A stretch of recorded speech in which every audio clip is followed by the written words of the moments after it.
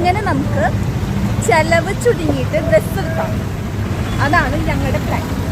അപ്പോൾ ഞങ്ങൾ ഇതുപോലെ കുറേ ഷോപ്സ് ഉണ്ട് ഇവിടെ, പക്ഷെ ഒട്ടും പിടിയില്ല.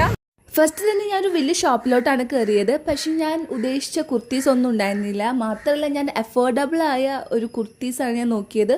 അതിനുള്ളത് എനിക്ക് അവിടെ ഒന്നും കണ്ടുപിടിക്കാൻ പറ്റിയില്ല.